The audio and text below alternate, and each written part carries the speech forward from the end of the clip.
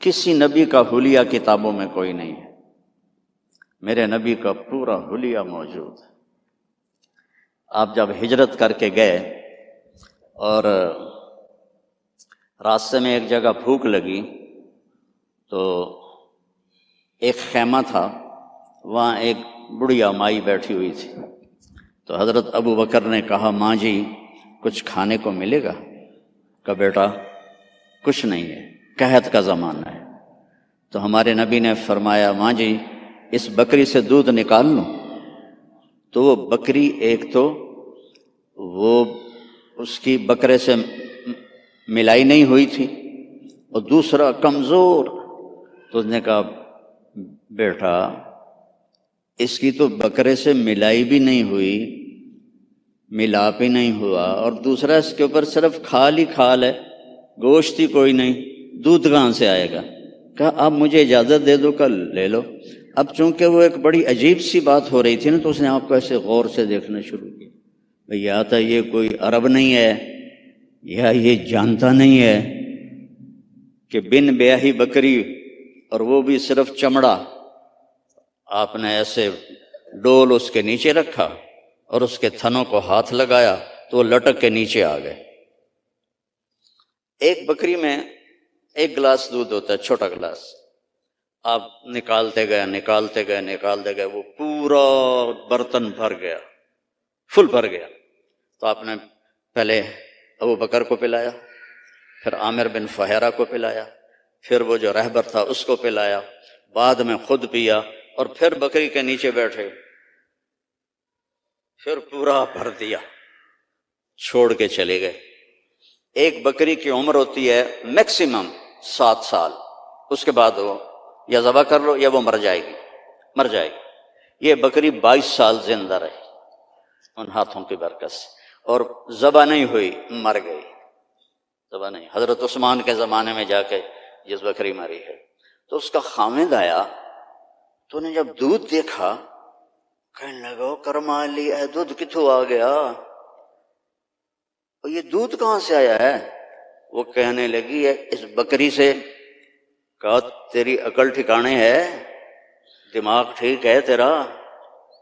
اور اس بکری کو تجھ پتہ نہیں ہے کہ اس نے تو نہ بچہ دیا ہے نہ اس کے اوپر گوشت ہے، پاگل تو نہیں ہو گئی ہے؟ کہنے لگی میں بھی پہلے پاگل ہی ہو رہی تھی۔ ایک آدمی آیا تھا، کوئی جادوئی شخصیت، اس کے ہاتھوں میں کوئی جادو تھا، یہ پورا پہلے بھر کے انہوں نے خود پیا ہے، اب بھر کے ہمیں دے گیا ہے۔ تو وہ کہنے لگا ان عتیلی، مجھے ذرا بتا تو صحیح وہ کیسا تھا۔ تو اب وہ حلیہ بتانے لگی۔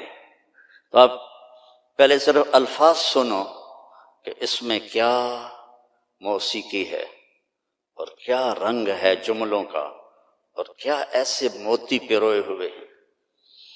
کہنے لگی رأیت رجلا ظاہر الوداع ابلج الوجه حسن الخلق لم تعبه ثجلا لم تزر به سعلا وسيم قسيم في عينيه دعج في أشفاره وطف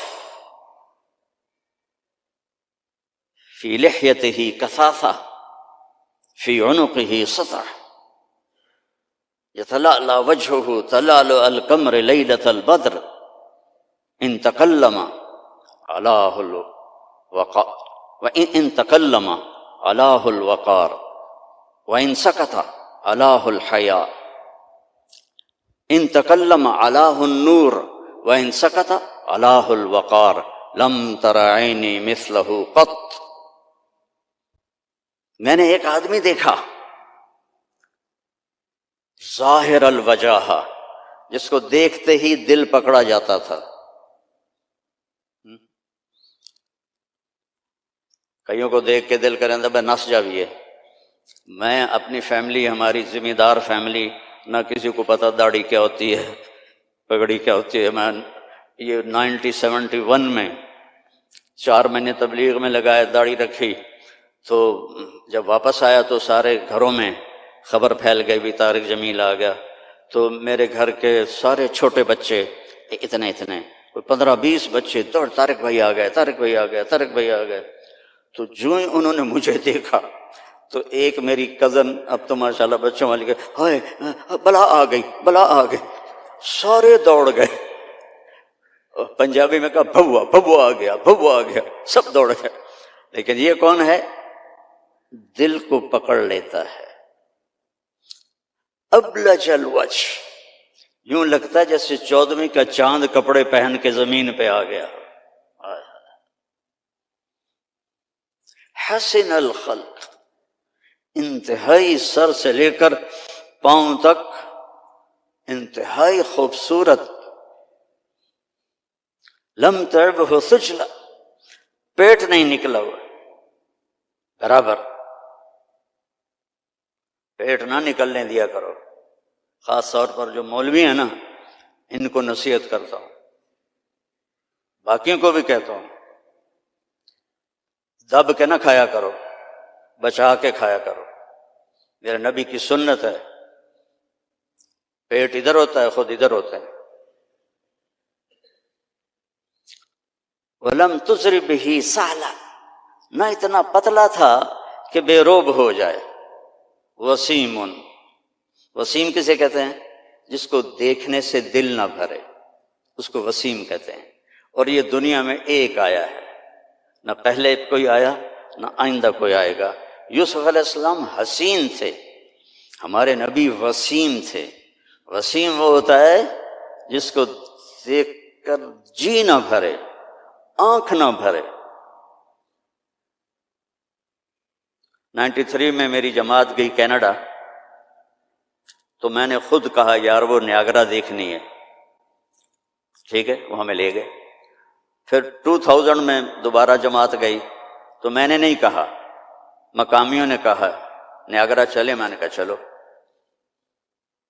تو 97 میں، پہلے 93 پھر 98، نیاگرا چلے، میں نے کہا چلو۔ پھر 2000 میں پھر میری جماعت گئی تو کہنے لگے مولانا نیاگرا دیکھیں۔